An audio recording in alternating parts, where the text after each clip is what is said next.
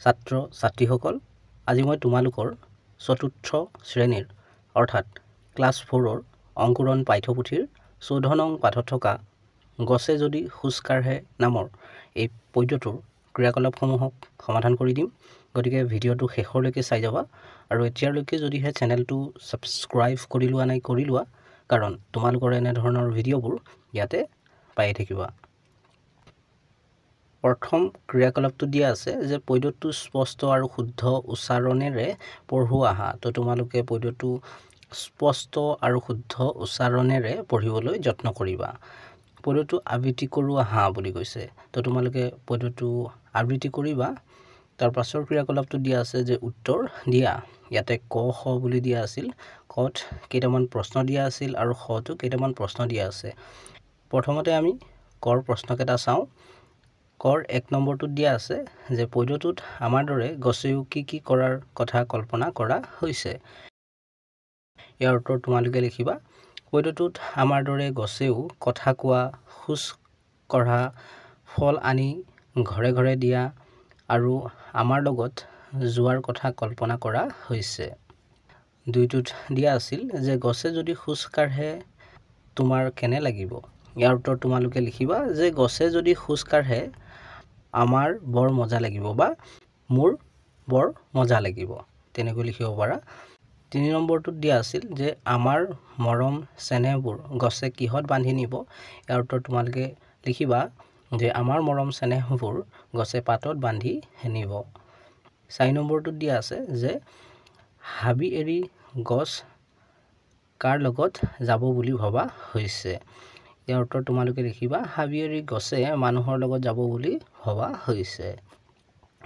5 নম্বৰটোত সুধিছিল যে আমাৰ লগৰীয়া কোন হ'ব বুলি কোৱা হৈছে। ইয়াৰ উত্তৰ তোমালোকে লিখিবা গছবোৰ আমাৰ লগৰীয়া হ'ব বুলি কোৱা হৈছে। ঠিক তেনেদৰে খটোতো কেইটামান প্ৰশ্ন দিয়া আছিল। 1টোত দিয়া আছিল সৰু ডাঙৰ গছবোৰ শাৰী পাতি গ'লে কি হ'ব। ইয়াৰ উত্তৰ তোমালোকে লিখিবা সৰু ডাঙৰ গছবোৰ শাৰী পাতি গ'লে ৰাস্তাৰ দুয়ো কাষৰ পৰাই ল'ৰা বুঢ়াই লাগি চাব।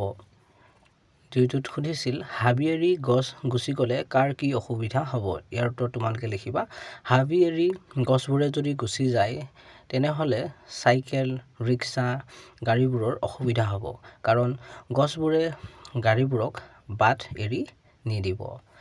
3 নম্বৰটো দিয়া আছিল গছ তোমাৰ ঘৰলৈ আহিলে তুমি কি কৰিবা। ইয়াৰ উত্তৰ তোমালোকে লিখিবা গছ আমাৰ ঘৰলৈ আহিলে বৰ মজা হ'ব। মই সিহঁতক বহিবলৈ দিম।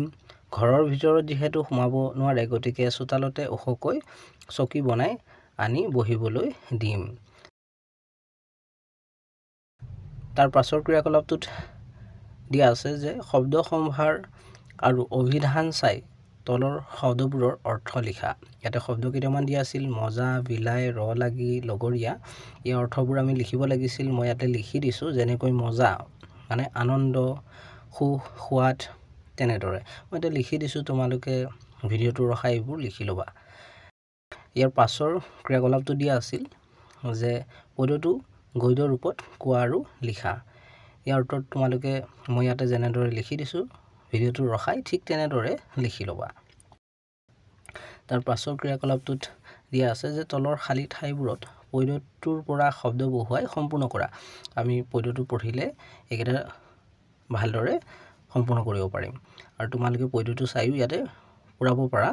ইয়াতে কটো দিয়া আছিল গছে যদি, তাৰপাছত আমি লিখিব লাগিব আমাৰ দৰে পাৰে কথা, তাৰপিছত আমি লিখিব লাগিব ক'ব। তেনেদৰে মই ইয়াতে ফিল আপ কৰি দিছোঁ ক, খ, তাৰপিছত ইয়াতে গ। এইবোৰো এই পদ্যটোৰ পৰাই উঠাই দিয়া আছিল।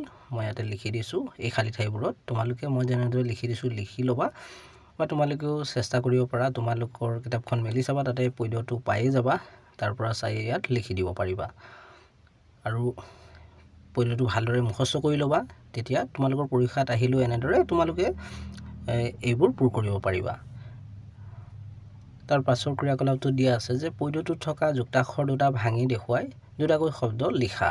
ইয়াতে দুটা যুক্তাক্ষৰ দিয়া আছে। মই ইয়াতে উত্তৰত এই যুক্তাক্ষৰ দুটা ভাঙি দিছোঁ আৰু এই আখৰ দুটাৰ সৈতে বা লগত দুটা শব্দও গঠন কৰি দিছোঁ তোমালোকে মই যেনেদৰে ইয়াতে কৰি দিছোঁ ঠিক তেনেদৰে ভিডিঅ'টো ৰখাই এইবোৰ লিখি ল'বা বা কৰি ল'বা